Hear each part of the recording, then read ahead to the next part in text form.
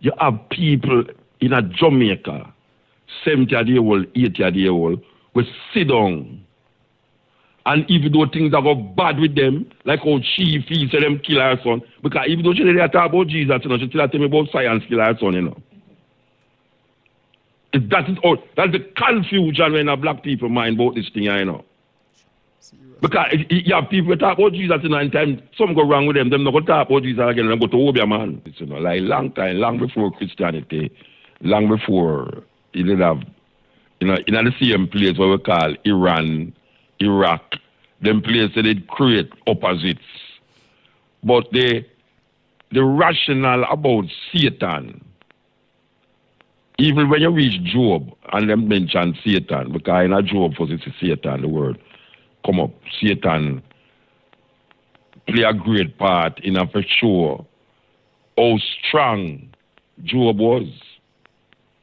And that story now symbolize a certain faith in God, that even though this man got through all a certain thing, it symbolizes how him faith stronger than the desires of the world. And you have a next story with the man named Jesus, to when him go up to the mountain after 40 years, him in the wilderness. And them say Satan come to him, the devil come to him and tempt him. And him overcome that. But man construct Satan like say Satan is something other than himself. We are tell you say Satan, the idea of the devil, is a human construct. It have nothing to do with nothing outside a human being, because it's only human being have that thinking there. No other creature upon earth think about devil. None. Likewise, God. So what we have now is that man have a fight in himself. There's a fight, a struggle, what we call between good and evil. And the good and evil is man represent that. There's no good and evil outside a man.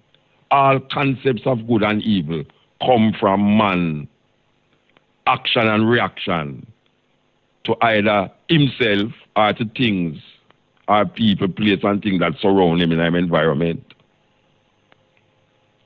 So King James was one of the chief superstitious person when it come on to killing people, because them don't fall in line with the ideas and concepts of Christianity. And we see that now with the Muslim, the Islam, the people that will call themselves ISIL, that they are so fundamentalist, extreme. They are so extreme, just like the Christians of old. Because I always hear them talk about the extreme, and we see the extremity, you know, we see the vicious and the cruelty, you know. But them now do nothing different from what the Christians them used to do. These people, because we are living at this time, you know, white looks so. When we see that on TV, and we can see it on TV as it happen, because the man has shoot exactly where I do, on the TV with a knife in his hand. And the man, hold the knife over the man and start, right, make everybody talk about it because it's so vicious. And nothing different from what Christians do. And even in our times, when them look at our foreparents, in the name of Jesus, and throw it overboard, in the name of Jesus, them tie up our ancestors between two arms and beat the ass till before parents, the hand them just pop out. One hand gone or one hand gone so. The lynching, what them do in the name of Jesus. Slavery done in the name of Jesus. And you still have black people who will die in the name of Jesus because they want to be washed with the blood of the Lamb in the name of Jesus. And you can't tell them nothing. No, not at all. The man listen to me as I know and a vex and a puff up. Because them can't say that these thinking have nothing to do with an external force that is deciding that if you do this, you're going to burn. And if you do this, you're going to get a gold shoes. If you do this, your head going to get cut off. Or if you do this, you're going to get 72 virgin in heaven. It has nothing to do with nothing outside of human being. It's human being that is deciding these things for other human beings. Madness. And if you don't fall in line, them blow up themselves and blow up 100 people. Them put bomb in a plane and bring down plane. Them take armies and go in other people's country and kill people in the name of Allah, in the name of Jesus.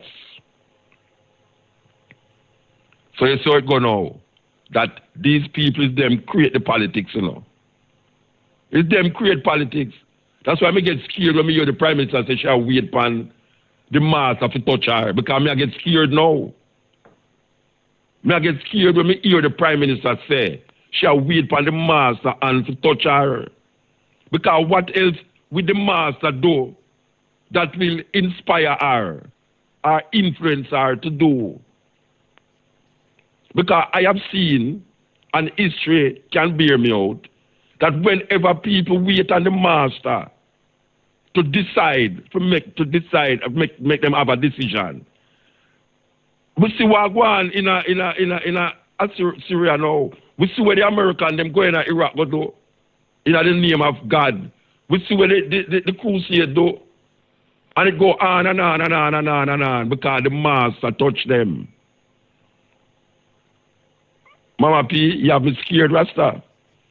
You have me scared when me hear Prime Minister say, them are wait for the hand of God, the master. Can me understand where that do in our history? We have to learn from history. You know? If we don't learn from history, we're going to repeat it. Repeat it. We have to learn from it. Repeat. That's why the Jew them say, watch out, never again. And up to this day, them are hunt down all of the Nazi them, whether you are 190 a day old. Them go hunt you down and find you and carry you to the court in a Hague and charge you for crimes against humanity. And what we see as right now, it's not far from the door, you know. I can't just decide why right now, Jamaica, most of the people them are Christian. We don't like Christian, you know, because you know much Christian them kill in Nigeria there. You know much Christian the guys them slaughter 200 children. Me I watch it, you know, me I watch it. Them line up 200 of them and just shoot all of them like them head. In the name of Allah. Allah Akbar, them like boom, boom, boom, boom, boom, 200 man dead. Because them say them are Christian. Them go bomb up a place in a Beirut and say, them are Shiite. Them, even though them are same Arab, them are say, what you know, it's not the same Arab, you know. You must be the same religion, and not only the same religion, you know. And so extremist them is, you know. You must not only be the same religion, but you must practice religion like how we practice it. And that did not go on in Europe, you know. You can't just be a Christian in Europe, you know. You must be a Roman Catholic. And if you're not if you're a Christian, that's why them break away, you know. That's why you have Anglican Church in England and you have Roman Catholic Church. The Anglican Church is a breakaway by Henry VIII. We keep repeating the same thing. We then break away, Henry VIII break away and farm his own thing. Anglican Church. Because I realized that when I did want married to him, concubine, and I couldn't get married to her because the Pope said no. And I say, hey, well, me want married to her, you know, so you want to know. I no more Roman Catholic, you know. I just go farm my Anglican. So the Anglican Church become the Church of England. And where them say, the royal house must not married to a Roman Catholic. A Christian, them do this, you know. If you is a Christian, it's all right. But you know, you have to practice the same kind of Christianity when you practice. Then that's when them the little daughter. The little daughter down at the school. She don't 70, you know. I mean, she don't Jehovah's Witness, you know. But them put say Jehovah's Witness because them pass through Jehovah's Witness. The church, the school say, look here, you can't hold a big position on that, so you know. You have to, even though Jehovah's Witness are Christian, but you have to be the same kind of Christian like we. And that's right there, you know. You have to be the same kind of Christian like we. It no matter, you could have worship God and have pray to God a little more. And as Jesus Christ you deal. If you don't talk about Jesus Christ like how we talk about Jesus Christ, we don't have nothing with you. And as that the Muslims them I say, the Islamic people them I say, the ISIL people them I say, watch out. Me I worship a certain way. You see, if you not do that way there, you could have ball out Allah barley when me kill you same way. It's not a new phenomenon going on, you know. It's just that right now the Christian them now do it that you can't see it. But them are do it still. Them are do it still. The way the Ku Klux Klan is. The Ku Klux Klan is a set of man who feel to them are Christian, you know, we say them don't like homosexuals, them don't like blacks, and them don't like Jews.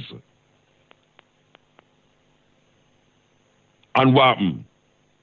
Them pray every day. Them pray every day. Them is Christian. And them will kill you. Them don't like black people. Them feel say black people are not human beings. It's like Hitler. Hitler never come with no religion, but Hitler decides to watch out. You see me, you know? Me now make them people they call themselves Jews, who is not even real pure white people, come take over the economy of my country. No. And you know guess what? Hitler was elected democratically, you know. Hitler never rise to war through war. He never rise to power through war. You know, it's through a process. When me hear Bunting say, he might wait for a divine intervention to stop the crime rate in Jamaica, me get scared. Me get scared. Me don't know about the next person, but me, because me don't like the idea of a group of people coming together and tell me, say, when them do something, it's God make them do it. Because they know when them do something bad, them are going to say, you know, so the devil terrible. Look what the devil make me do. And them are do it.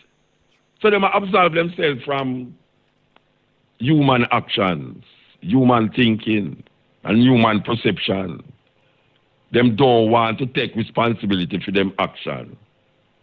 A man go out there and say, boy, the devil's strong, you know. You know, so me never want box her down. I'm woman, him a talk about, you know. Me never want box her, you know. And him start to bawl in front of him, I'm sorry, you know, I'm sorry, you know. And she say, all right, I'm sorry. And then the next week, him coming back to her again. But him not take responsibility for it. And the devil make him do it. Blame the devil. And in the name of God, me I go chop off your head. You can't tell him same wrong. Because him have a feeling say God love him when him do that. When him tie on a bomb on himself and blow up 100 people in a market. Him go get 72 virgin when him go up there. What the hell him go do with 72 virgin up there? Who him know go up there go get 72 virgin and come back come tell him say, boy, you want me get 72 virgin and I'm going to tell me could I work with you know? Because by that time, they really want Viagra, and them never tell you, if you tie on bomb, you're going to get 72 virgin plus Viagra. So you have to go start figure out now, okay? Maybe I should have asked them if Viagra in heaven. Because 72 virgin up there, and we can't manage 72. But if we did have Viagra up there, we could have managed them. Them skip out something, them should have tell you, 72 virgin plus couple pack of Viagra. But where we have now, Everybody's scared. Everybody's scared. Everybody's scared. This is some Trinidadian from the television. I tell you, say, boy, right now, them come down there for come fight for ISIL. Some Trini a fight for ISIL in Syria. A long time, I tell them, say, ISIL infiltrate Trinidad, you know, but I never want to listen to you enough. And last year, I tell them, say, I want to leave ISIL down there. Don't leave ISIL down. Why you think, say, Jamaica, who always a follow everything and who always a create everything. Why you think, say, it's scary, you know? You're listening to the why you think, say, ISIL will reach a Jamaica? Like, comment, share and subscribe. Why you think, say, that's not possible? You think so we're in a cocoon where we're not vulnerable to certain things? And Chick V catch you the other day. And we still don't know who bring it on here. Jamaican people. You say the religion is the worst thing that is happening right now to black people. The religion that we come on here, so come imitate.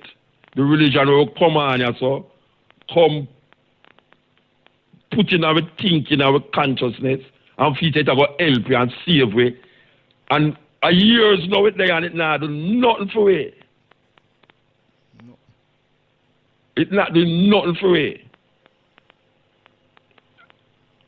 Now we see politics. Now we see guys now.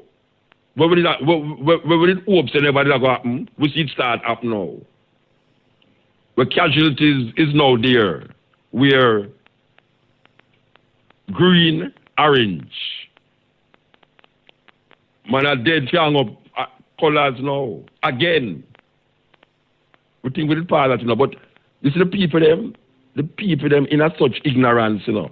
That meanwhile them guide up that said, no, we don't really want no violence and things. Even though them have said that, them have said things out of their mouth to instigate violence. When you listen to these politicians, it's instigate violence.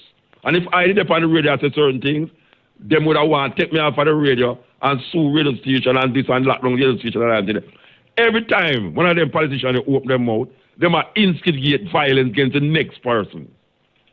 Against the next party. Every time. If you listen to all of them meeting, them are the people them, the ignorant black people them in the crowd, who is not educated enough and is not informed enough. When them hear something up there, so, oh gosh, man. All you see them are going, them know what them are doing, you know. The politicians, them know what them are doing. Divide and rule. And that them I work with. Divide and rule. And the whole of them, most of them give credence to the white man religion, Christianity. White people bring that come here, so. Come show we. So there's a man named Jesus.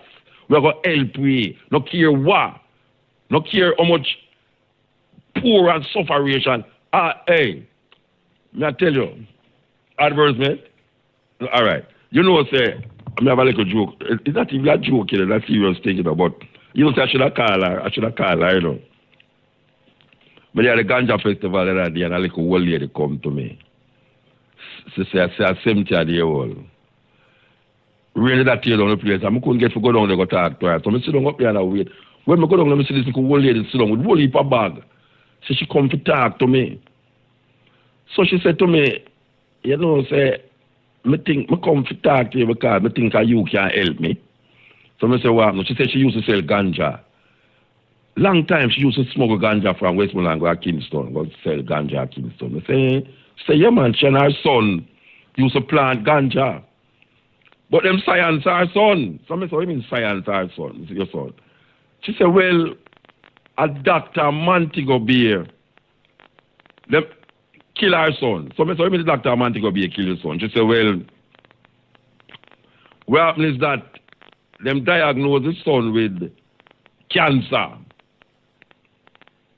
Some say them diagnose the son with cancer. Why you feel say a science kill him? She say, look here man. Look here man. Me did have one ganja book. And the ganja book, a man come at the yard, come take it away.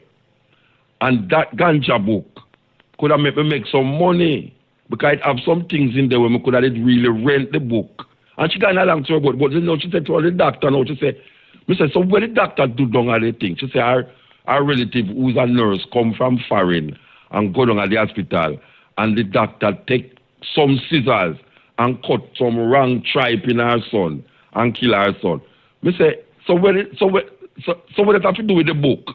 She said, yeah, a man named John come take away the book.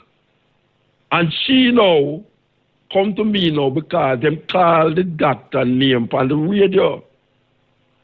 And she think the doctor is down there that me now would have hear the doctor and talk to the doctor down at the place. So I say, ma'am, you know, say, me never listen to the radio when them call the doctor the name on the radio. She say, yes. You listen, me say, me no listen to the radio all the while, you know, so me couldn't know.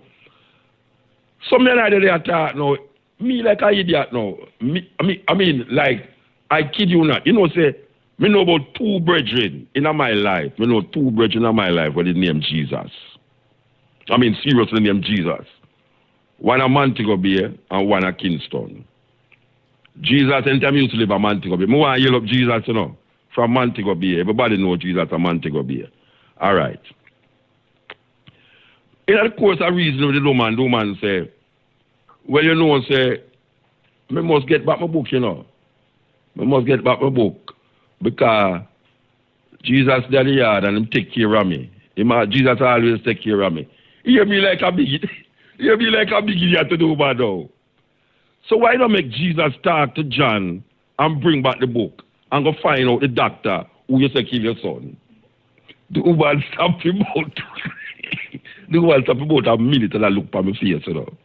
That means I said, when I said to her now, she said, Muta, you go on, man. You see, Jesus live with me and him take care of me every day. Yeah, me still like a big idiot now. Because me I think say, somebody I yard named Jesus. Like how me know man who named Jesus. Me say, Mama, let me tell you something now. It don't make sense to come to me now. I better you ask Jesus to find the brother who take away the book and then go down a Montego Bay. Make Jesus go down a man. You do man no? Muta, you can go and run joke. But you see, my Lord and Savior. You see, when she say my Lord and Savior, that people laugh at me, them father, you know. You say, Baba, I better tell God truth, you know. Me never mean for ridicule, not the way I say, you know, but me never know, say, I say, Jesus, there, she said, Jesus, they are yard, and Jesus, take care of her.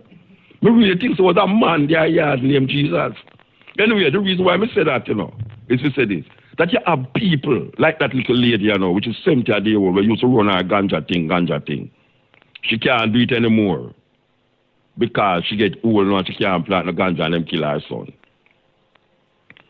You have people in a Jamaica, 70 a day old, 80 a day old, will sit down. And even though things are go bad with them, like how she feels to them kill her son, because even though she didn't talk about Jesus, you know, she still tell me about science kill her son, you know.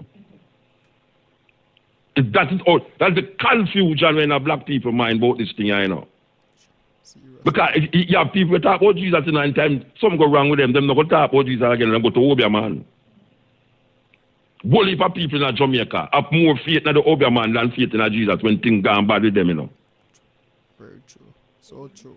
Because you take them out of Africa, but you don't take Africa out of them, you know. So even though them get, it's like a Santeria. It's like Santeria hold them, you know, where the Santeria use European Christian images for mask on them altar. Them have like the cross, crucifix and all them thing there. But and then now them have all the herbs and all them something there on the altar and them thing there. If you go in at 18 now, you see the obia, the voodoo, on the altar, you see a cross. You could also see a poor picture too. That is how them run the thing. But Serious The, thing. the thinking of black people about this King James philosophy where the devil, you're going to hold the devil and put him in a place for 1,000 years and bind him and then you're going to let him go. And then now the judgment are going to start on the people them. And all who, I mean, the woman they know, the woman they have this thing in her so much, you know, it not help her, you know. It's not helping her one thing. To tell me, say, Jesus their yard and I take care, you know. It's not helping her because she said it not help her. Because she still has say, them science her son, and them still talk about say she can't find a doctor. And she come to me who don't know Jesus. And me don't know what she and Jesus are doing her yard at night time. Because she said she sleep with Jesus, you know. I said, Mama, you sleep with Jesus? She said, yes. I sleep with Jesus and him take care of me. And I said, but how am I take care of you have so much problem? Oh, you cannot sleep with a man where, I mean, me and I have some deep reason about Jesus, you know, and it's long after me I go realize Jesus Christ you talk about. I mean, so how can we in a this thinking for how much years now, in and out of the thinking, and with grandparents them come and believe in it, and them just dead, poor, and we are things say, well, you know, the riches of the world is nothing. We have to really prepare for the next life. Which next life we not talk about? Which next life? And then them say, well, say the wages of sin is death. The wages of sin is death and the gift of God is eternal life. And them I tell you that, you know. Them I read King James Bible and I tell you these things, you know. And when you look on the poverty-stricken Jamaican black people, and you're looking at the crowd, when the politicians them with them green cloth and the politicians them with them orange cloth, hold up them hand, and I say, power TLP, PNP, when you're looking at the crowd, appear poor people. True. Poor people that have no house, them not own no business, them not own no house. Some of them can't even fit, I mean, them clothes look away, them not no teeth and them mouth. I mean, it's some terrible looking people you look on, you know, black people. Hold on upon these people. And then you hear the Prime Minister come tell you, say, she never tell you, say, she call an election. Who tell you, say, me tell you, me hear upon the TV. I did not tell anybody that I was calling. What a terrible people them. Told you never hear she said. She said, I tell you to say I call an election. Who no hear me utter in my mouth say me I call an election this year? And you know what? It's true she talk. It's true she talking. She never tell nobody. So she call an election this year. But guess what? Them prepare to call the election until something happen between them. Them have to draw back. But even though she never tell nobody, the signs and wonders was there. So when they really tell you, you know, say, oh, no idiot.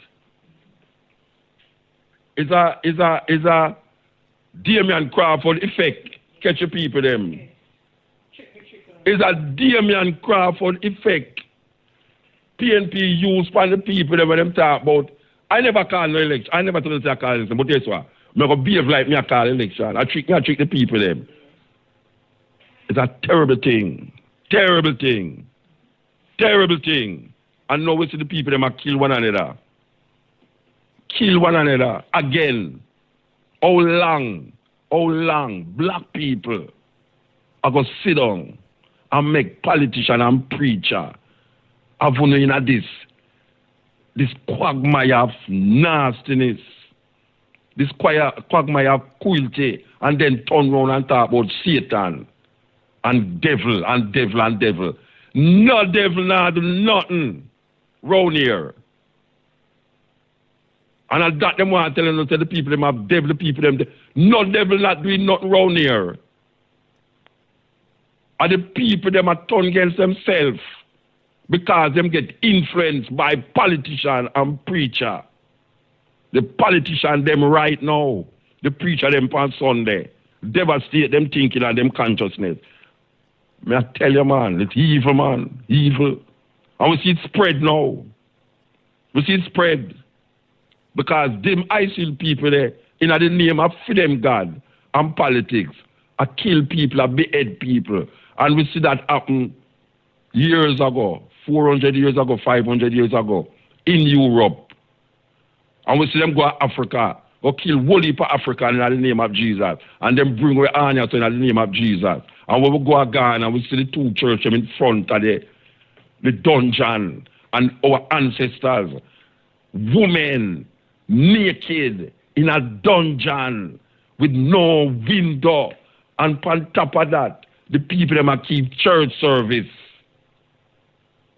Oh gosh, man. Them stand up on the slave ship and underneath the ship, in the bow of the ship, them pack with ancestors like sardine. And on top of the ship, them have opened them Bible. And I thank God for the bounty that them get. Oh gosh, man. You know the problem with it? The problem with it is that meanwhile, black people in them religion, everybody else are move forward. Everybody else are move forward. So them use religion to pacify way economically, politically, socially, spiritually. Them use religion to do it. And then them come with them political ideology, democracy. Because all the things them were control with was created. The philosophy of most of the things them were old fast, you know, was created by the people them were oppressed with. Oppressors. Democracy, Christianity, as it was taught in the Western world here, is part of the strategy where them don't adhere to. Look on where them are going with. Them don't adhere to it. Them don't adhere to it. Them start war in the name of them things. Black people now left them country and go to them country go start no war. Every day, black people learn to kill black people. Other people kill everybody else, including black people. Black people kill black people. They have a place named Chicago, them call it now Chirac. A Chirac, them call Chicago now. The way Chirac stay as now is that the amount of people who are gun killing are going in Iraq, Chirac, Chicago. We are going now. And mostly black people are doing it. And then when you look on the police killing them in America, black people are get dead by white people are kill them. Most of the youth them are dead from police killing, and white people kill them. Black people. And when you look on Jamaica in the top 5 most murderous countries in the world. And who are kill black people? No, black people. Black people are kill black people. White people are kill black people. Arab are kill black people. Arab are kill white people. White people are kill Arab. And everybody are kill black people. I tell you. Including black people. You can't imagine that. White people are kill black people, Arab are kill black people. I mean, all Chinese are kill black people, but Chinese are kill black people in a more underground little way, you understand? But everybody are kill black people, even black people are kill black people. But we don't kill nobody because we're religious. We're very religious. You know what I'm saying? It's a terrible thing. And I say, I mean, how much more? I mean, we see the thing in front of we. And we see the thing now work. And we keep on doing the same thing the same way all the while and expect to get a different result. Same result, yeah. We need to do something different. Return to our ancestral legacy. Redefine ourselves. Get out of them way of seeing the world. Not because them decide the logics. It means it must be logical for you. Because we realize that all of them thinking is to sustain them. So what am to we? How long African people are going to fight African people for where white people teach them? Question. We are going to go to heaven. We're going to heaven. Meanwhile, black people are waiting to go to heaven. They might inherit everything from the earth and a thief the land, take away the land from where, and I build up them this and I build up them that. If the world is not going to end, how come the man look forward for new things and new ideas to make life? Man, I'm a plan for y'all go to Mars and all them way there. In case anything happens to the earth, them can't go back, them can't go to Mars because them say it look like life can't sustain on Mars and all. Meanwhile, we down here so I wait for go to heaven and I talk about the next. When we're dead, what's going to happen? How the hell we are talking about when we're dead? What happened to this life? It's a terrible thing, you know. Terrible thing. It's a terrible thing. It's like a man that talk about two heads better than one. And if two heads better than one, that means that God don't know what him to do. To make man with one head. If you put two heads together, you're supposed to have a better result. We must think. Man, I talk about sunrise and sunset and the earth, the four corners of the earth. And them are impose for them understanding pan we and we sup it in without even think. When them talk about four corners of the earth, how them get four corners? Because them think that the world is flat. We know that the world is flat. But we still maintain this talk. Just like how we say we are West Indian. As African people, we say West Indian. But we don't see nothing wrong. People tell you, say, boy, Muta, what kind of thing that? Then that don't make no difference to nothing. Add up the whole of them.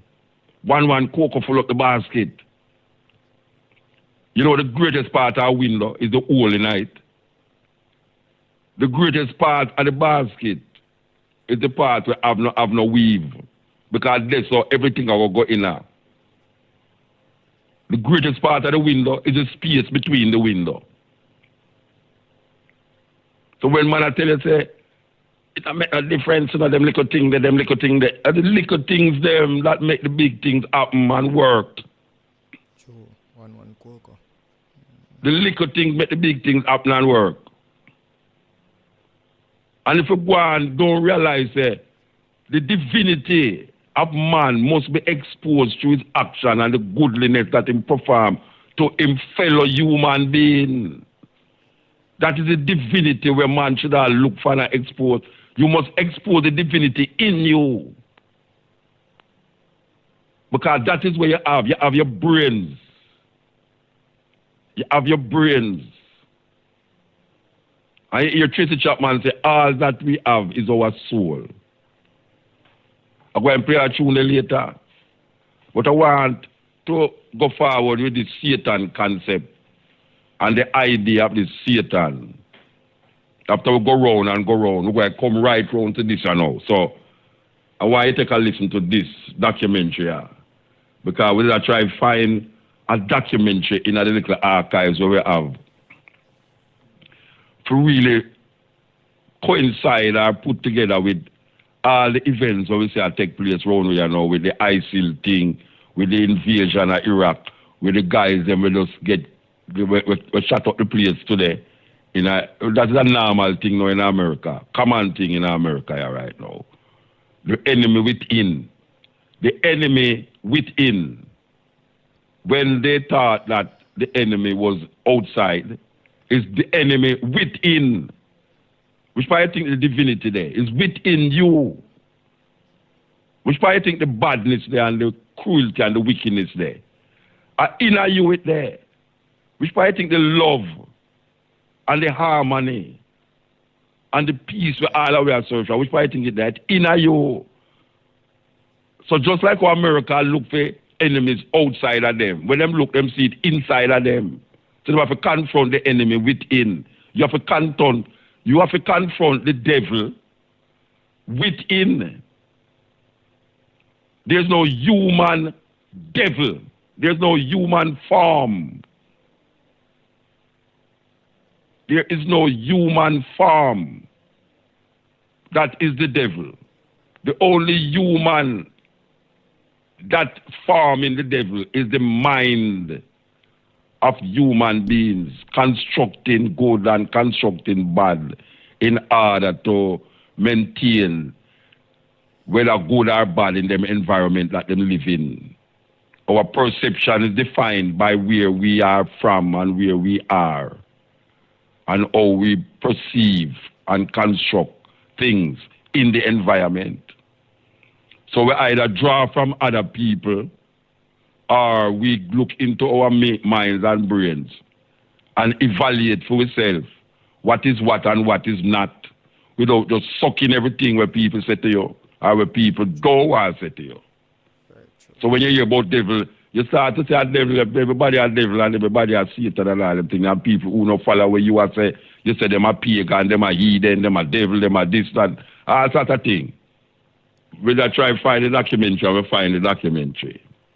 So listen and listen well to the story that this documentary have to tell. Wait there. Okay? We'll wait for it out. Well, go on here, so. All right.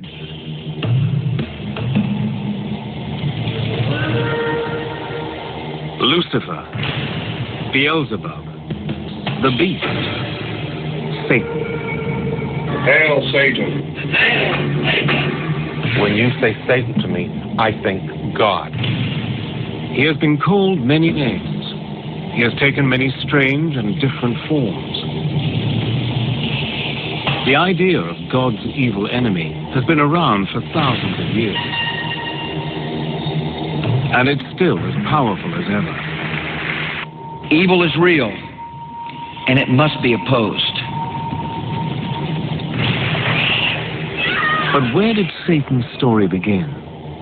Where did he come from? And how did he become the Prince of Darkness?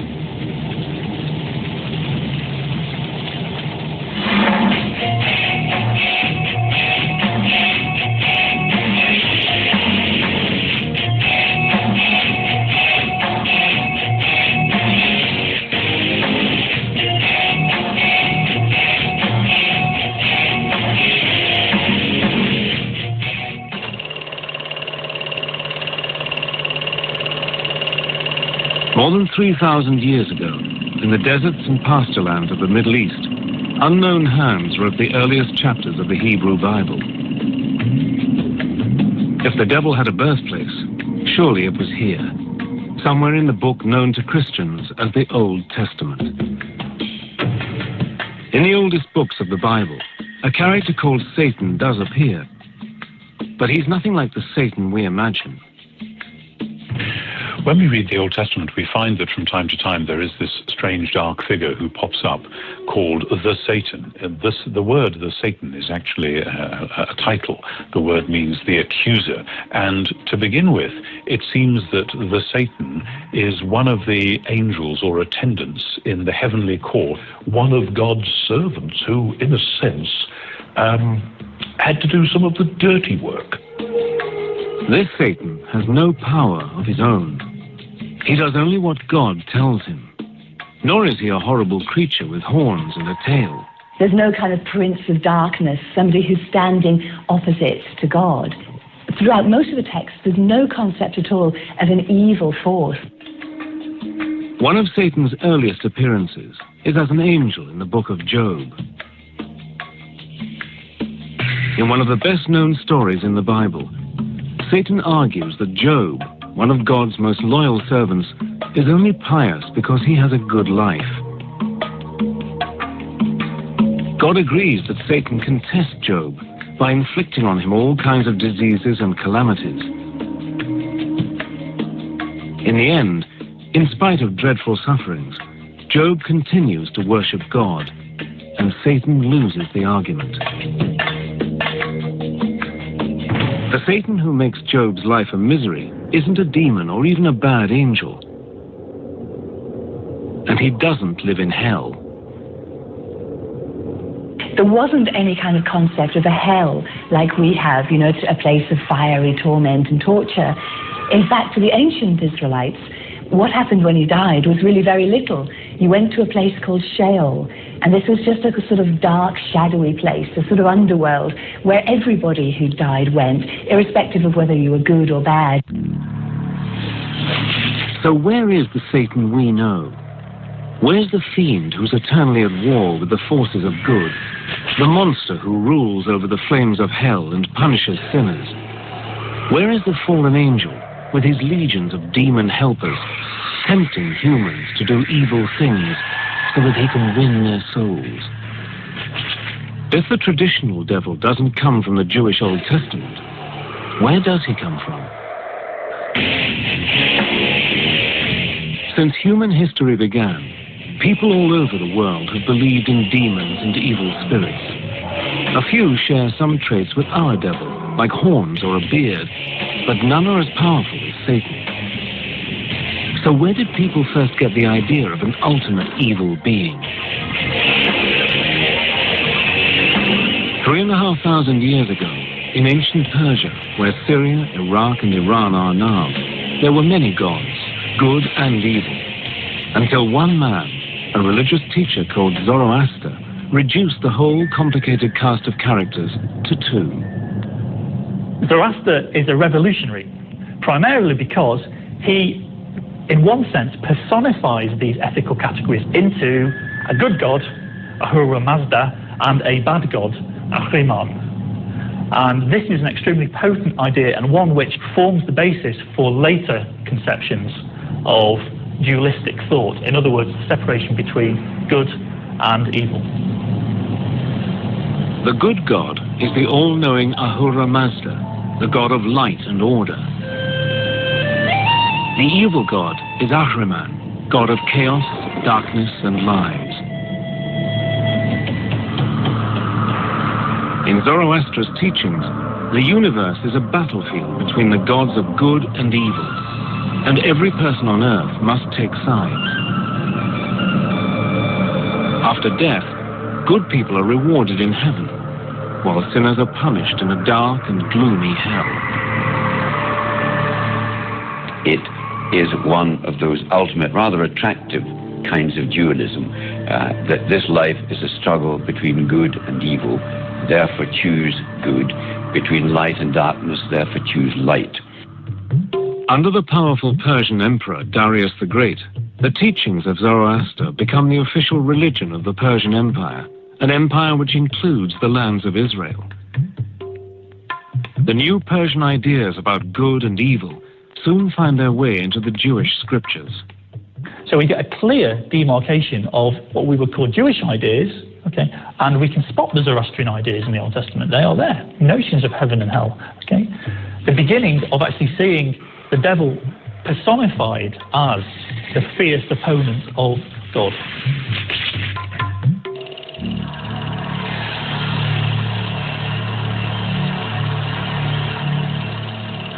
As the Persian Empire in turn is defeated by Alexander the Great, Greek culture comes to ancient Israel. The Greeks introduce a huge cast of gods and goddesses, including one who will shape our image of Satan for centuries. Hades has a black face or black beard. He sits on a throne, often made of ebony, and he wields a two-pronged fork, not for prodding sinners, but for blasting things to bits. To the classical Greeks, the underworld was ruled by Hades, who was the god of the dead. He was one of the Olympian gods, but he seems to have spent most of his time in this dark, shadowy underworld, which is also called Hades. Now, he wasn't a very nice character. He seems to have been very morbid and morose, and nobody really liked him. None of the gods liked him, and certainly no humans liked him. Hades wasn't very likable, but he wasn't evil either. In fact, the ancient Greeks see Hades as a god of justice. They believe that when people die, they go to Hades, and he decides whether they go to a place of happiness or a place of misery. As ruler of the world underground, Hades is also the god of wealth and abundance. In a dim memory of Hades, People have believed for centuries that the devil can make you rich. As well as the brooding character of Hades, the Greeks give the world another familiar ingredient of the devil's story. In a famous myth, Zeus, the greatest of the gods, defeats the winged serpent Typhon and throws him down to Tartarus, the lowest region of the underworld. Over the following centuries, the myth grows into the story of how the angel Satan rebels against God and is thrown out of heaven with all his followers. Satan's allies, the fallen angels, become his legion of demons.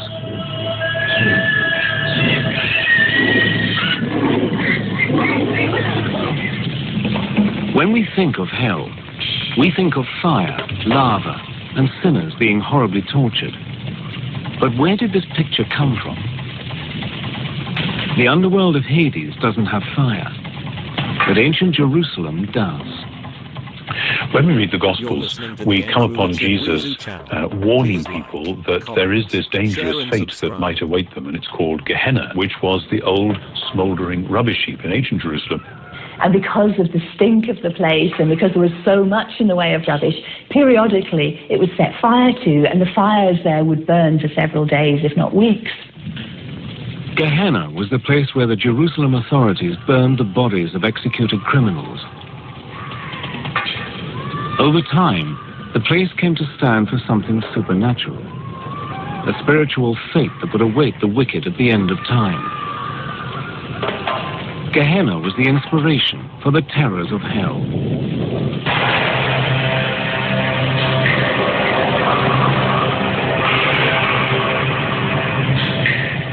By the time the Christian Gospels were written, towards the end of the 1st century AD, Satan has grown into a powerful figure.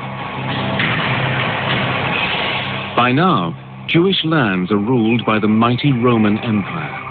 It was a time when the Romans were hated bitterly. To many Jews and Christians persecuted by Rome, Satan is the evil force behind Caesar's throne. In the New Testament book of Revelation, the writer gives Satan one of his most mysterious names, the Beast, 666. The Beast could refer to the Roman Emperor himself. The author of Revelation says that the beast has a human number and it's 666. Now this has traditionally been seen as a reference to the Emperor Nero, and that's because if you take Nero Caesar in Aramaic and count up the numerical values of those letters, it comes to 666.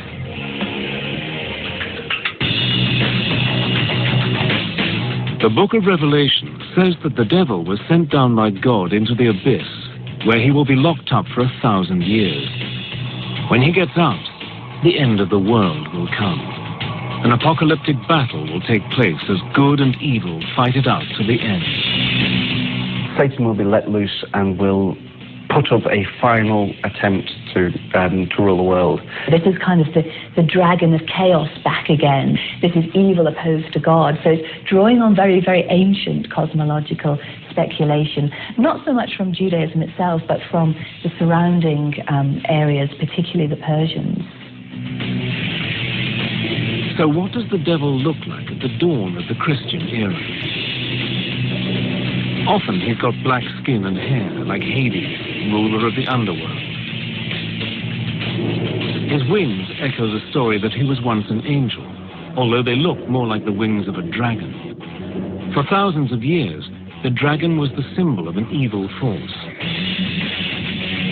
And it's from the dragon that Satan inherits his taloned feet.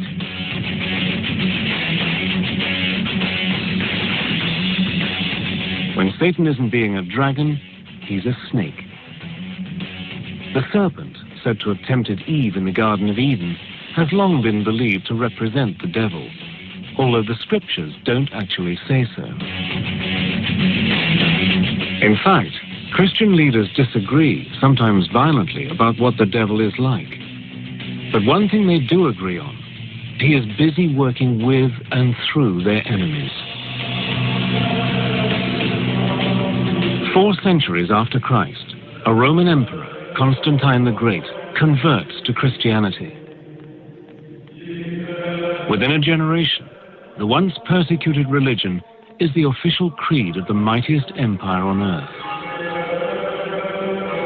Christian bishops now have real power, backed up by the state, and they use Satan to help them keep it.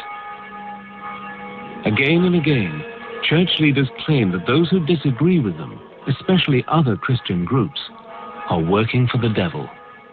As Constantine made it the state religion and the state church and an established religion, what Constantine and his immediate successors found hardest to put up with was heresy. Catholic theologians would have said that because heretics didn't believe the correct Catholic faith, they must be worshipping the evil one instead, God's enemy. The logic is relentless. It's us and them. If you're not with the church and the empire, you're with Satan.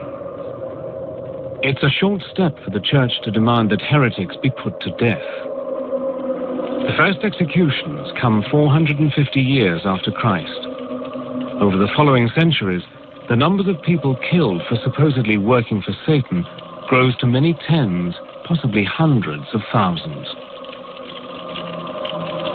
Under the protection of the Roman Empire, the Christian religion grows quickly. But the bishops worry that the pagan gods are far too popular. Thousands of Romans still pray to the winged goddess Fortuna, the bringer of luck. But the most popular pagan god of all is Pan. Christian leaders see him as a serious threat who must be discredited. Let's think of the case of Pan and in Arcadia, and he becomes a sort of demon, whereas he was actually a very benign god of music and happiness and lovemaking and altogether to be admired, but becomes a goat-legged demon, a satire, in the later Christianized versions of it. Satan now adopts Pan's best-known features. He becomes an ugly, leering beast with horns on his head. His body is hairy, and he has Pan's cloven hooves, although sometimes he keeps the taloned feet of the ancient dragon. So outlandish has he become that he often has a second face on his belly. One of the greatest thinkers of the early Christian church is St. Augustine. Augustine is keen to show that the old nature gods are dangerous demons. According to Augustine, male demons called incubi appear to women at night and seduce them.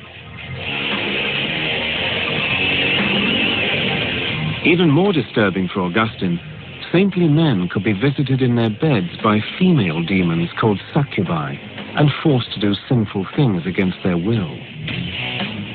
When, during the long dark hours, their frustrated minds produced all sorts of sexual visions and erotic pictures, and they had to expel these from their minds. And thought, well, how on earth could this have come into my pious, celibate mind? It isn't me. This is an entity. This is something downright evil. Okay, we're going to continue this. Middle Ages, after 1,000 years of Christian teaching, the Church has persuaded its followers that the devil and his demons are real, and that Satan is a powerful enemy. The problem is that some Christians take the idea a lot further than the bishops want. Some branches of Christianity did see the world itself as created not so much by Satan but by a lesser evil god, and so for them, of course, everything to do with the world, with matter, with human flesh was seen in negative terms. We do find the emergence of something called Gnosticism. Gnostic Christians carried with them this very clear notion of a good God and a bad God. There's the good God who created everything spiritual, and there's the evil God who created everything physical, which means that everything that you can see or touch or sense with any of the five senses is actually coming from the evil God. One group which is taking enthusiastically to the Gnostic idea of good and evil is the Cathars of southern France. To the Cathars, all material possessions are evil and belong to the devil. For a church now wealthy and powerful, this is an uncomfortable, even dangerous teaching. The common people loved and admired them, called them les bonhommes, because they were healers. When the Cathars went around doing good, as they most certainly did, feeding the poor and healing the sick, so they were teaching people to avoid marriage, to avoid procreation, because all you will do if you have a family is to bring that new child into this decadent, evil, physical world where we should all be concentrating on spirituality. If you were Catharist, then you were actually in league with Satan. Pope Innocent III announced a crusade against the Cathars. He tried to convert them back to Catholicism. That hadn't worked. The only thing he could do now was kill them. The crusade against the Cathars, launched in 1209, turns into a brutal 45-year war. At least 100,000 people die, partly for saying that Satan is even more powerful than the Church says he is.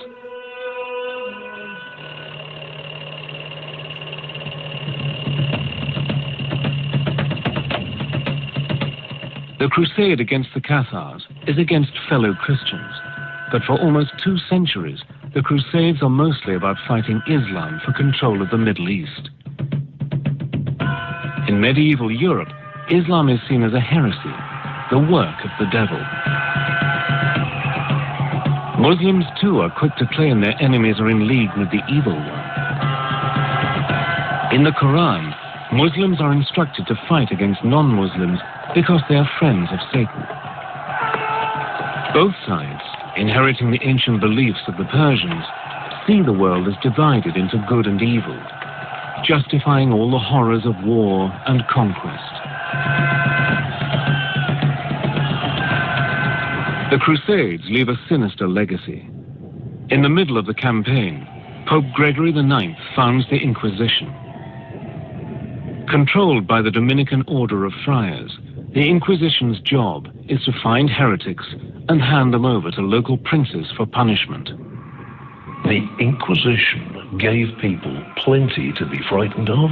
It gave them the fires of hell to be frightened of, and it gave them, in a more immediate sense, the Inquisition itself. They had the right to arrest that person without telling them who'd accused them, or indeed what they were accused of.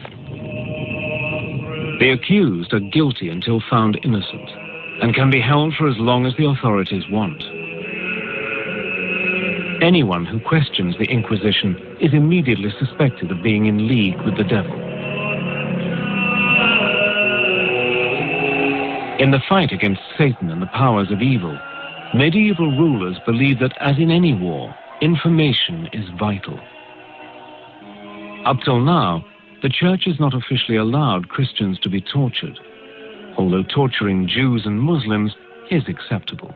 But in May 1252, Pope Innocent IV rules that Christians suspected of heresy can be tortured until they confess they are working for the devil and inform on co-conspirators. Once you've set up a debate that defines somebody as a Satanist, as a servant of Satan, then you have put them in a position where you can do what you want to them because you are justified by working for the forces of good. Generally, once somebody had been accused of heresy, there was no way they could clear themselves. No matter what they said, because they were a heretic, therefore in league with the devil, therefore anything they said was like to be a lie.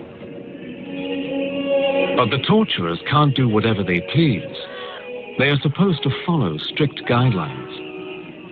In theory, and according to Pope Innocent IV in the middle of the 13th century, torture should be limited, it should not draw blood, it should not lead to serious permanent damage to the person who's being tortured.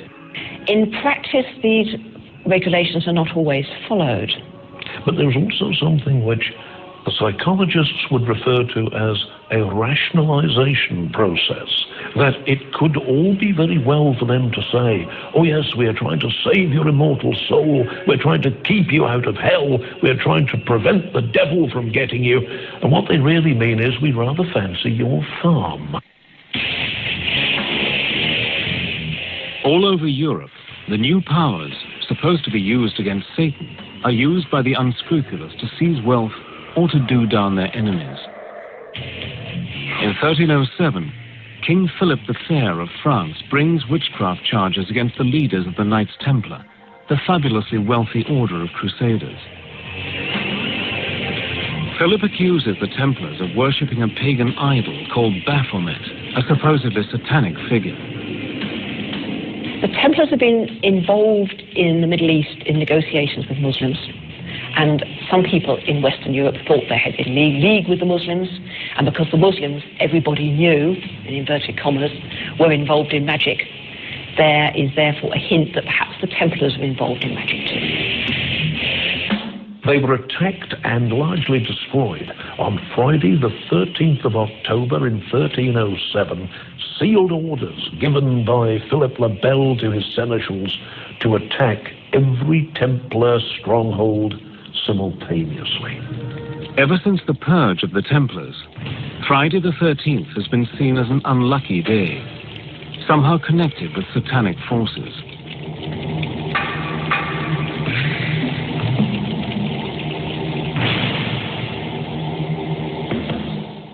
In 1320, the war against Satan is wound up another notch.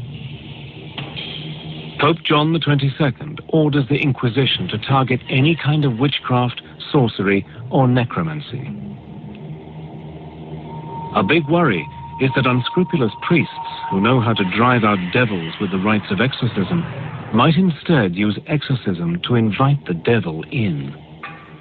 Formulas, Latin formulas and rituals which can be used to command the demon. Now, once you've got a Latin formula that has power to command a demon, I could use that to command a demon to do my washing up, you know? I could use that power to command a demon to get this woman I fancy into bed. The necromancers are interested in using the formulae of exorcism to command demons to do other things that they are interested in.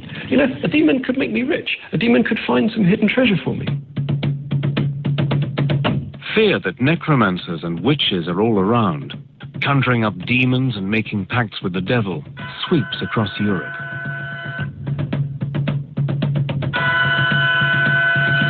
One of the first cases investigated by the Inquisition is in the Irish city of Kilkenny.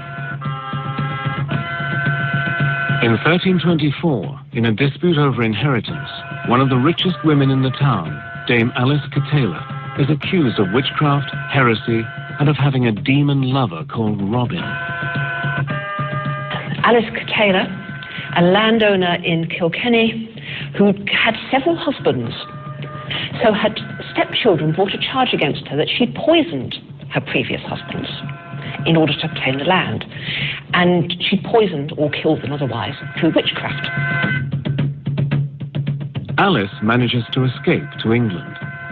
Her unfortunate servant, Petronella, is tortured and burned at the stake. The campaign against necromancers, sorcerers, and witches lasts 300 years and kills between 60,000 and 300,000 people.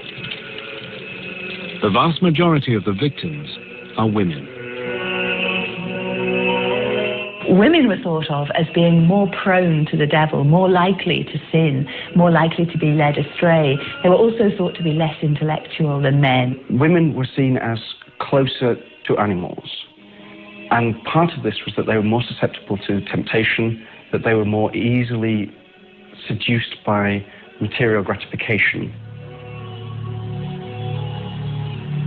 As the Inquisition goes about its grisly business, rounding up suspects and interrogating them, many clerics and lay people worry that it's all guesswork. Perhaps they're missing even more witches than they're finding. But how can you tell who is one of Satan's helpers? What you need is a standard test. In 1486, two German Dominican monks publish a textbook for inquisitors called Malleus Maleficarum, the Hammer of Witches. The book contains a clever catch-22. Not only is witchcraft heresy, not believing in witches is heresy as well. The Malleus Maleficarum was the manual, the how to get rid of all these demonic fleas that had infested a human being. It was a book of what witches were, what witches did. Malleus Maleficarum tells the inquisitor everything he needs to know. Witches have the mark of Satan on their bodies, a birthmark or a wart. They can fly by rubbing magical herbs on their skin, and they gather at Satan-worshipping ceremonies called Sabbaths. At these, they celebrate a twisted version of the Christian Mass, kissing the devil's rear end in a blasphemous act of homage. Certainly there was a fear at that time, which was why Malleus Maleficarum sold so many copies and ran through so many editions and is still in print.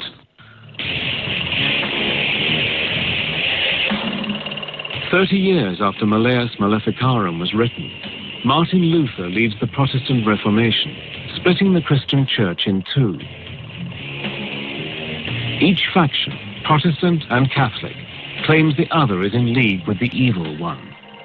Both sides use Malleus Maleficarum to find Satanists, and not just in order to destroy them. Witch hunting is a kind of scientific quest. The idea is, if you can understand witches and the devil, you can fight them. The whole business of witch hunting is almost a sort of intellectual research project. I need to gather a bit more data about, what demons do. So I'm going to interrogate a few more witches to get a bit more data, and then I'm going to write it up in my book. The cutting edge of scientific inquiry. Right across Europe, hysteria about Satan sweeps Protestant and Catholic countries alike. In Scotland, James VI, one of the best educated kings in Europe, is so caught up in the craze, he writes a book about the devil and witchcraft. Called Demonology, James' book sets out to prove that Satan-worshipping witches are everywhere, and that they are the gravest threat to the security of the state. He surrounded himself with advisors, and mainly religious advisors, who would protect him from the demons that he feared so much. He saw it everywhere. Well, James was certainly quite militant about this. He thought he was fighting a war. Even as James leads the fight against the devil and the forces of evil, the devil is helping James to keep his crown. James can always point to the figure of Satan and say, if it weren't for me, look who would be ruling in my place. Although this is quite frightening, it's also in a way quite gratifying for James. One of the witches who was interrogated was asked, why is the devil attacking our king? And the witch who was confessing allegedly answered, this is what was recorded anyway in her confession, the devil is doing this because King James is the greatest enemy that the devil has in the world.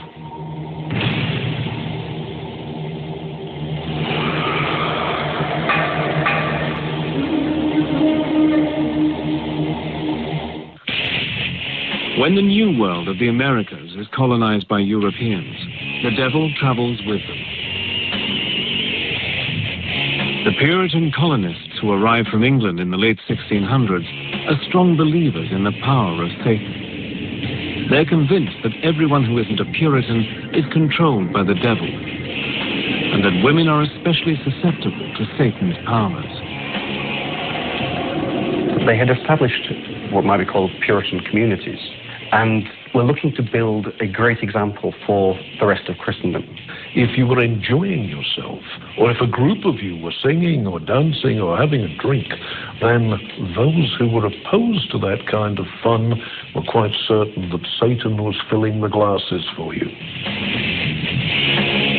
In 1688 in Boston, an Irish laundrywoman called Mary Glover is accused of bewitching the children of one of her customers. Proof of her pact with the devil includes several rag dolls found in her house. Mary Glover was Irish and a servant.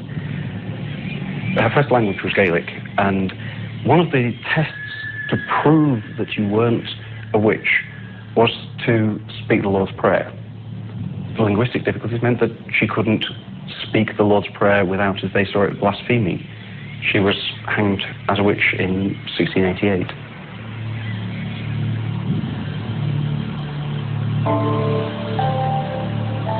Three years after Mary Glover is hanged, less than 20 miles away at Salem, Massachusetts, the testimony of three young girls leads to a mass execution.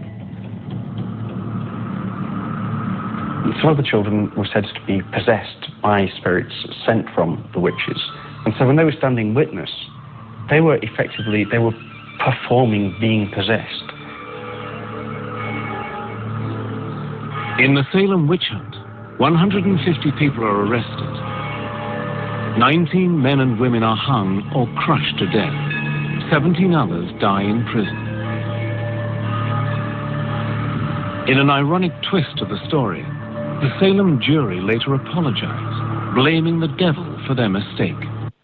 Yeah, I tell you, this thing is very interesting, you know, say. I listen to it quite a few times, and I tell you, well, I really want to find a documentary in the night, to just match to where I go on with the different religion, them and this and that. And this is the perfect one. The issue of Satan, the devil. That is what it named, the issue of Satan, the devil.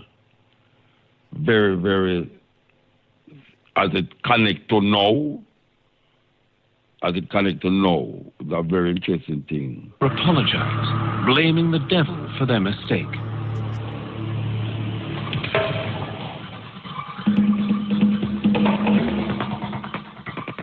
By the 1700s, the witch craze in America and Europe is almost over. A new, more scientific view of the world is gaining ground. Modernism, as the project that we get from the 18th century Enlightenment, actually banished religion, superstition, and all of that, and just said that that belongs to the Dark Ages. We're now in the modern world. We believe in facts. We believe in science. And if you want to be religious, that's a private option which you can go and practice somewhere else. Although the witch hunts have ended, and the educated classes of Europe and America even start to question whether the devil exists, in the folk tales of ordinary people, Satan lives on. But he's very different from the formidable and terrifying devil of the witch-finders. One of my own favourites is that of Dunstan, who was a very powerful blacksmith. The devil arrives and asks to have his shoes replaced. And he simply gets hold of his nose with two red-hot tongs and throws him out.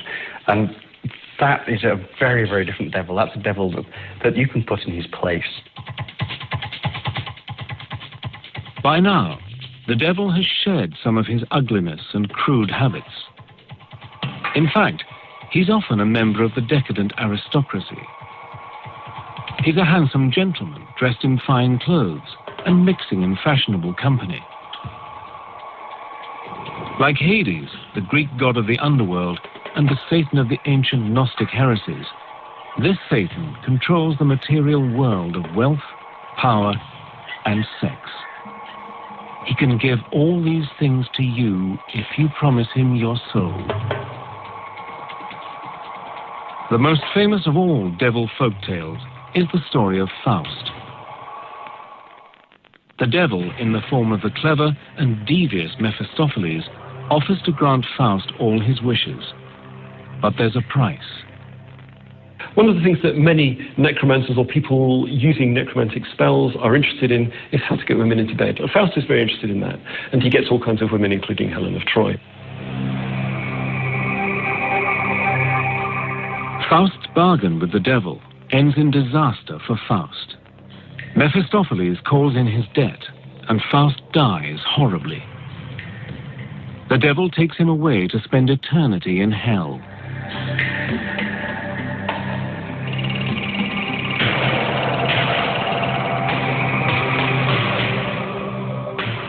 As the power of religion fades, and the age of popes and kings gives way to the age of revolution and democracy, a new devil arrives on the scene. This devil is utterly different from the treacherous fiend of Christian tradition. He is a tragic and lonely figure, a hero battling against tyrannical authority in the shape of a cruel and overbearing god.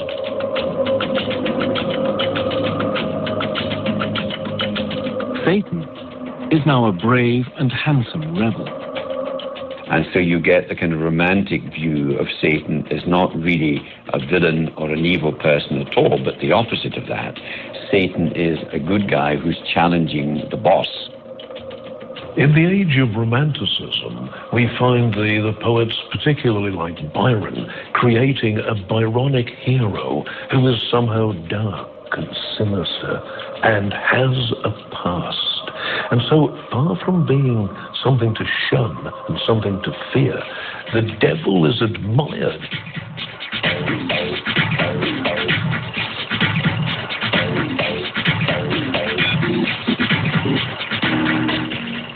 With the 20th century, the devil's fortunes take a turn for the worse. No longer feared or admired, he becomes a figure of fun. He even joins the world of commerce, helping to sell products from wine to chocolates and beer. In the age of marketing and the consumer society, Satan can bring the lure of the forbidden to a tired brand.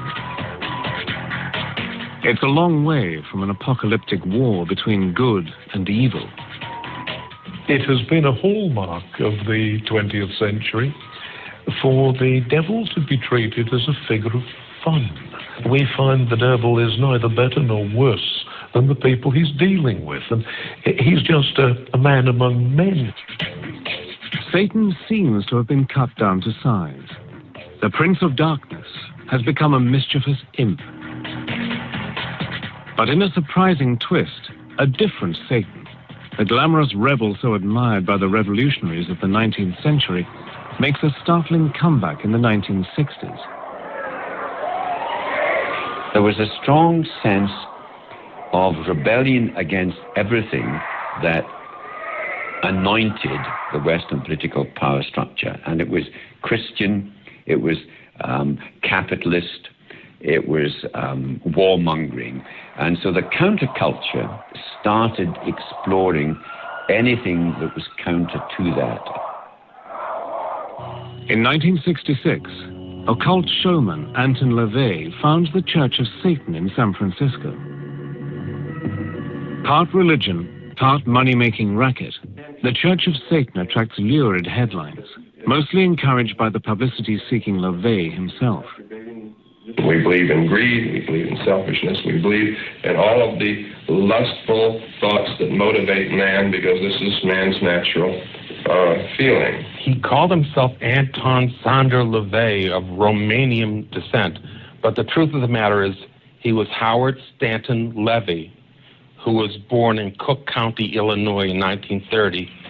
He held these weekend lectures and witch circles in his house, and people would come in and pay their $2 a head. Well, finally, he had this friend, it was a publicist, who said, you know, I have an idea. Why don't you turn this thing into a church? You could make a bundle of money. And, of course, that's what he did. He has been called everything from a carny to a manipulator to a brilliant philosopher. The truth lies somewhere in the middle. There were doctors, lawyers, college students, factory workers, farmers, you name it. They came from all levels of society. In spite of the invented rituals, mostly staged for the cameras, neither LaVey nor his followers believe in a real devil. What LaVey admires is Satan the rebel, the nonconformist, provoking the establishment. Predictably, America is fascinated and outraged.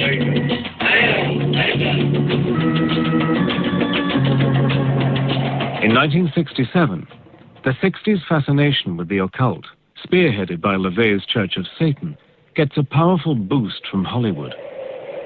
The film Rosemary's Baby, a dark tale of devil worshippers in Manhattan, is a massive and unexpected hit. In Roman Polanski's masterpiece, the heroine's innocuous neighbors are part of a satanic conspiracy to help the Prince of Darkness father a child who will rule the world.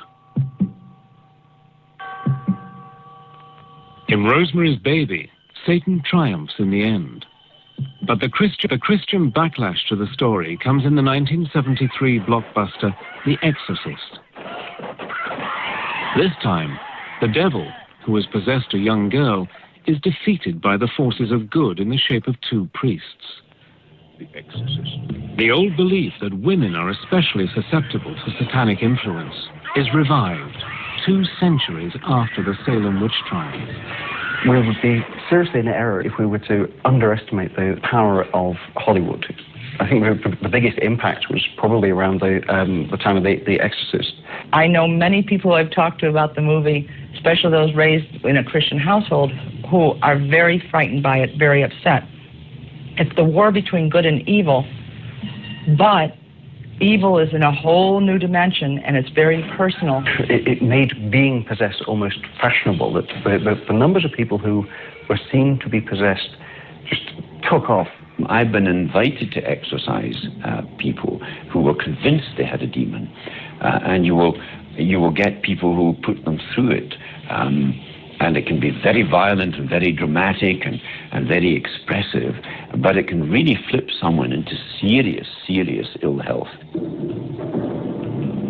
Hollywood's discovery that fortunes can be made with stories of possession and devil worship stokes the fires of a paranoia that has lain dormant since the days of the witch trials.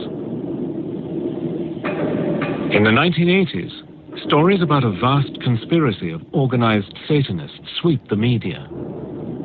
Known as the Satanic Panic, Christian groups allege mass satanic abuse of children and tens of thousands of kidnappings. Part of the Satanic Panic started with accusations of satanic ritual abuse. Groups of people who declared themselves as Satanists were believed to be taking people and children and damaging them. There were all kinds of dark suggestions about children disappearing and about child sacrifice and ritual murder. Although hundreds of people are arrested and imprisoned, when the FBI finally launches a full-scale investigation in the United States, it concludes that the satanic abuse allegations are all groundless.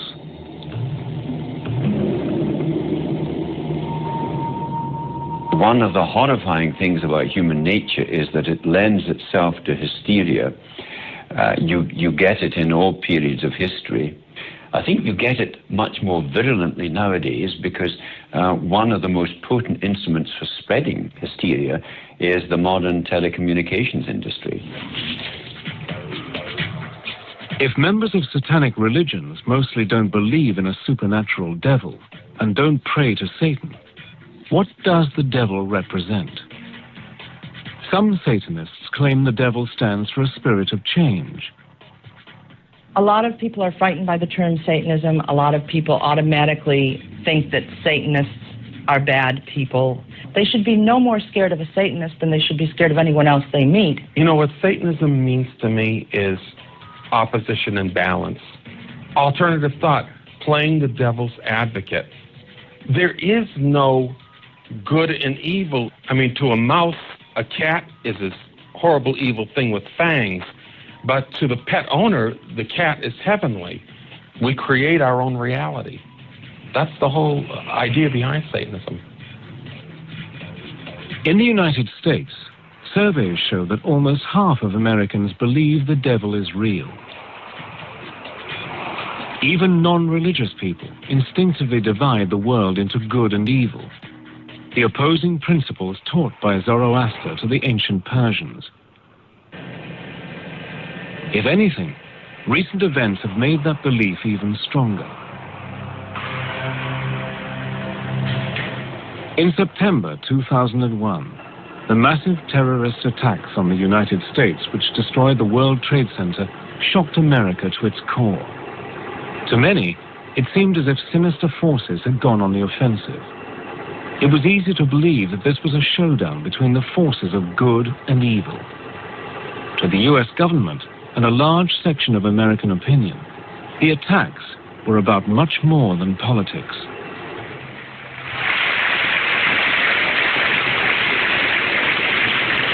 We've come to know truths that we will never question. Evil is real, and it must be opposed. You're either with us or you're against us. And if you're against us, by and large, you're going to be working hand in hand with Satan. It was Reagan that talked about the evil empire. Bush talks about the axis of evil. It's classic, ancient, dualistic thinking. In the wake of the 9/11 attacks, President Bush gave the job of catching Osama bin Laden, the man responsible for the atrocity, to Lieutenant General William G. Boykin. But according to Boykin, America's real foe isn't bin Laden. In the general's words, the enemy of the US is a guy called Satan. Since 2001, the draconian measures taken by the US and other governments in the war on terror are uncannily like those of the war on Satan of 400 years ago. Imprisonment without trial, secret hearings, anonymous tip-offs, and torture. We are seeing a similar willingness to justify mistreatment, to justify the removal of rights, the justifiable use of torture against the perceived enemy in the war against terrorism. If you're fighting a war against evil, what begins to happen, I think, is that you end up by turning into the evil that you're fighting. Controversially, President Bush called the invasion of Iraq a crusade. The similarities with the historic crusades against heretics are striking. They include a belief on the battlefield that the enemy are not just military opponents, but agents of pure evil.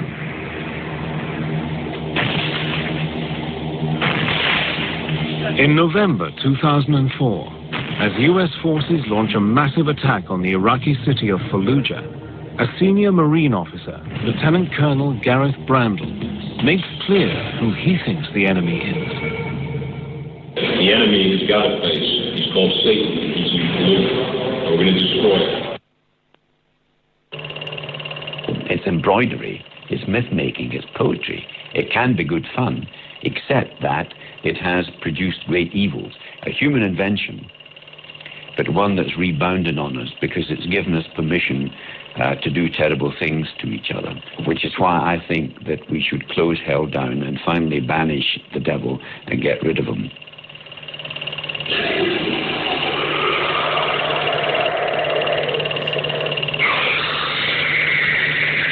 REFM, thought-provoking, always smoking, lyrics like a bazooka.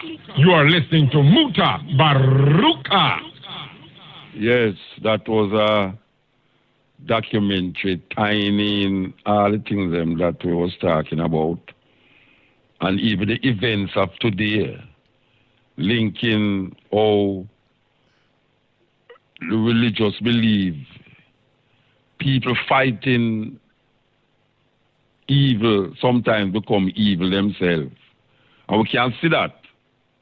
We can see that in the bombing of innocent people. You're listening to the families and children, where please like, comment, America, share, Obama sent drone over Yemen and over Afghanistan and Pakistan and kill women and children as collateral damage. we can say ISIL blowing up marketplaces with suicide bombers, beheadings, drownings. So them fighting evil. All of them. The drone strike them in Afghanistan is fighting evil. The beheadings in Syria is fighting evil. The attack on Iraq, as you heard the man say a while ago, is fighting evil. All of them fighting evil. And in fighting evil, they themselves become evil. A weird thing. Yeah, so the thing with it is that a whole lot of people afraid for doubt, you know. When them find themselves in a doubt situation, them get confused and perplexed.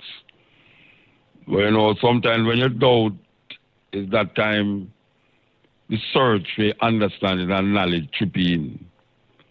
Because it's through the doubtfulness why you're going to really examine. So it's a good thing. In this Western world, yeah, them put a thing by the name fear. The fear factor is what grab way.